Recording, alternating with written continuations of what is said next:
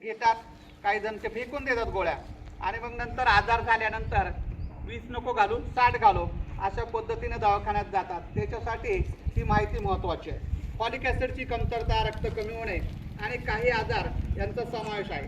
दीर्घकालीन मूत्रपिंडाचा आजार सुद्धा होऊ शकतो, मधुमेह, कर्करोग, पोटातील अल्सर. याच्यावर उपाय काय आहे? लोहयुक्त पदार्थांचा समावेश असलेली निरोगी आहार घ्यावा. दीर्घकालीन आजार असेल ते नियमितपणे डॉक्टरचा सल्ला घ्यावा, भेट द्यावी. आता जीवनसत्व कशामध्ये आहे? विटॅमिन ए डोळ्यांसाठी आवश्यक आहे, रोगप्रतिकारक शक्ती वाढवते. ते कशात आहे? गाजर, पालक, दूध, फळे. लक्षात आलं? विटॅमिन बी ऊर्जा निर्मितीसाठी आवश्यक आहे आणि मेंदूसाठी आवश्यक आहे. मग त्याच्यात काय पाहिजे? मांस, मासे, दूध, हिरव्या पालेभाज्या. विटॅमिन सी रोगप्रतिकारक शक्ती वाढवते. लिंबू वर्गीय फळे.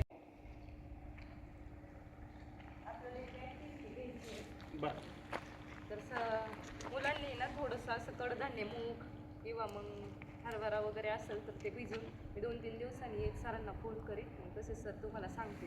तर आपल्याला काय करायचं आहे, हे कडधान्य भिजवायचं आहे, 4-5 तास पाण्यात भिजवत ठेवायचं आहे रात्रीचं. आणि सकाळी एक भांडं घ्यायचं, त्याच्यात थोडीशी ओली माती टाकायची, त्याच्यावर 4-5 म्हणजे थोडे असे 4-5 दाणे टाकायचे. 4-5 दिवस त्याच्यावर पाणी शिंपडायचं आणि त्याला जे कोंब येतात, एवढे कोंब येतात ना, ते थोडे 4-5 दिवसानंतर वरती आल्यानंतर ते कट करायचे आणि ते आपण कोथिंबीर कशी कापतो वरून भाजीवर टाकतो तशी भाजीवर टाकून किंवा मग सलाडसारखे आपण ती जेवणात खाऊ शकतो कच्ची. त्याला वाफवून नाही घ्यायचं, कच्चं खायचं. त्याच्यातून भरपूर प्रोटीन्स भेटतात आपल्याला. किंवा मग पराठ्यामध्ये पण आपण टाकू शकतो. असं कोणत्याही भाजीत आपण वरून टाकून ते खाऊ शकतो. पोहे, उपमा, तत्सम कोणती भाजी केली त्याच्यावरती अंकुर आपल्याला टाकता येतात, आपण ते खाऊ शकतो आणि त्यातून आपल्या प्रोटीनची वृद्धी होते. आपण त्याच्यात काय काय घेऊ शकतो? मेथीचे दाणे, मोहरीचे दाणे, मुळा, बीट, गहू, बडीशेप, राजमा, एवढे असे कडधान्य घेऊ शकतो आपण. बडीशेप पण घेऊ शकतो. आपल्याकडे जे घरी उपलब्ध असेल त्यातील एक घेऊ शकता, 2 घेऊ शकता.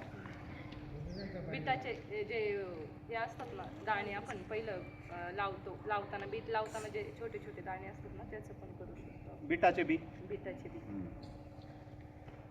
आणि आपण कापसाच्या याच्यावर किंवा मग मातीत सुद्धा कापूस आहे ना असं भिजवून त्याच्यावर सुद्धा आपण करू शकतो ही ऍक्टिव्हिटी.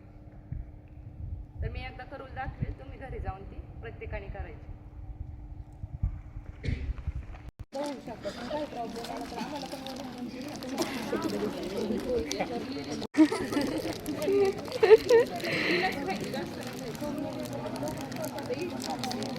चिक्कीचा कागद आहे ना, तो डस्टबिनमध्ये टाकायचा बरं का, लक्षात ठेवा. ग्राउंडवर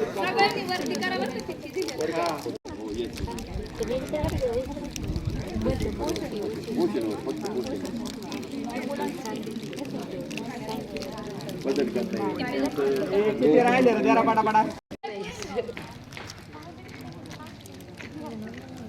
कागद खूप टाकायचा माहिती आहे ना, कुठे टाकायचा रे? कागद खूप टाकायचा खाल्लेला.